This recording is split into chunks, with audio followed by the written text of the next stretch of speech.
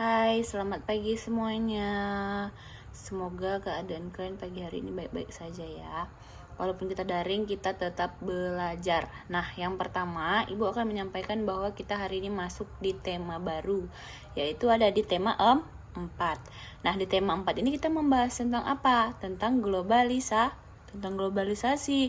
Nah, pada tema sebelumnya kita membahas tentang peristiwa alam. Nah, untuk tema yang keempat ini kita membahas tentang globalisasi. Nah, ayo kita lihat yang pertama. Nah, dari indikator pembelajaran, kita itu menggali isi teks dengan menyajikan hasil penggalian informasi dari teks penjelasan atau eksplanasi ilmiah yang didengar dan dibaca secara lisan, tulis, dan visual dengan menggunakan kosakata baku dan kalimat efektif. Kalau lisan itu berarti yang kita bicarakan, kalau tulis yang kita tulis, dan visual itu yang dapat kita lihat. Kosakata baku itu kita lihat dari KBBI atau Kamus Besar Bahasa Indonesia, dan kalimat efektif itu adalah kalimat yang mudah dipahami. Nah, yang pertama, kita bisa untuk menjelaskan informasi penting tentang teks eksplanasi. Nah, menjelaskan informasi penting berarti kita harus membaca teks eksplanasinya itu terlebih dahulu.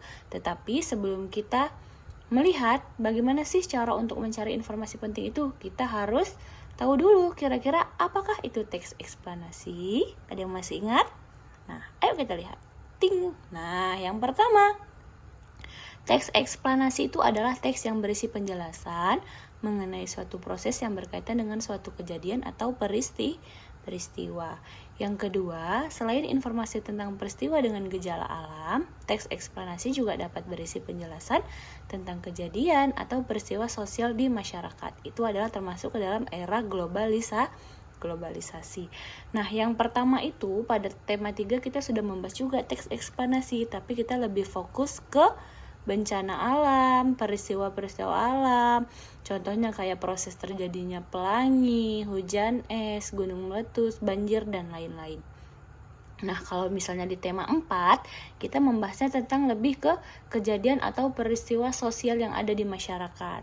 Misalnya kayak perkembangan, kalau dulu misalnya pakai kipas angin, sekarang udah modern, udah ada AC, namanya juga AC-nya juga beberapa merek, beberapa bentuk, ukuran, dan lain sebagainya.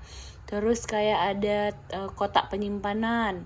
Kalau misalnya dulu hanya box-box atau kita simpannya di dalam tanah misalnya. Kalau sekarang udah ada yang namanya kulkas. Nah, itu juga termasuk ke dalam kejadian atau peristiwa sosial di masyarakat. Nah, yang kedua, tujuannya teks eksplanasi ini apa sih? Nah, tujuannya itu adalah untuk memberikan penjelasan secara detail kepada pembaca mengenai proses terbentuk atau terjadinya sesuatu.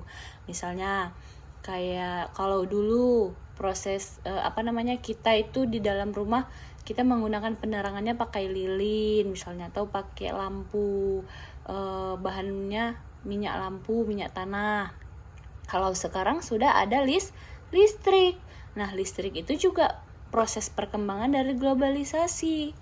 Kalau misalnya kita di sekolah mati listrik, kita hidupkan genset. Nah, itu juga adalah termasuk ke dalam proses perkembangan di lingkungan sosial.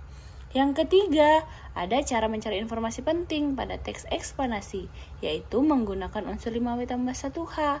Kayak ada apa, siapa, kapan, di mana, mengapa, dan bagaimana.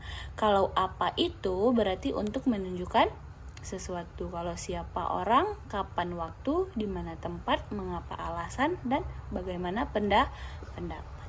Ini paham ya, kita udah belajar dari kelas 5 nih, unsur 5W tambah 1H. Ibu rasa kalian udah paham semuanya. Nah, yang keempat, contoh pertanyaan untuk mencari informasi penting pada teks eksplanasi. Nah, coba kalian baca di halaman 41, ada teks yang berjudul Perkembangan Teknologi Transportasi di Era Globalisasi. Contoh mencari informasi pentingnya seperti apa, Bu? Nah, 1. Apa manfaat perkembangan teknologi di era globalisasi? Nah, kalian carilah informasinya di dalam teks tersebut. Yang kedua, di mana saja perkembangan teknologi dapat ditemukan? Di mana misalnya kalian bilang, misalnya di lingkungan sekitar, terus ada di mana namanya lagi ya? Ada di di bagian teknologi, bagian elektronik, bagian transportasi, dan lain sebagainya.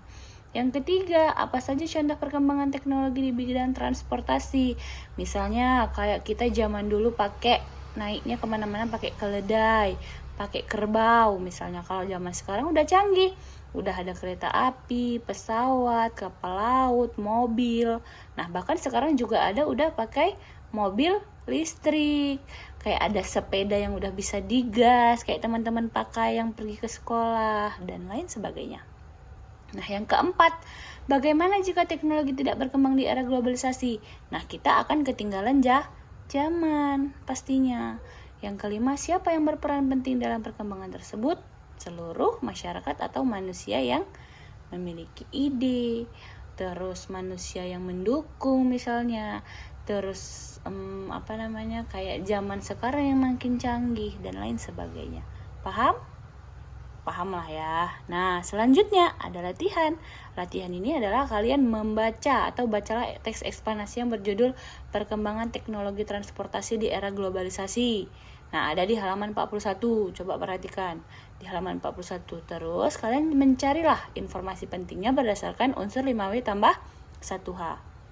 Di situ kalian cari dulu, buat dulu pertanyaan sendiri, kira-kira apa yang mau kalian cari. Baru kalian cari informasinya dalam teks. Fungsi unsur 5W tambah 1H atau fungsi kita membuat pertanyaan itu adalah untuk memudahkan kalian mencari informasi penting.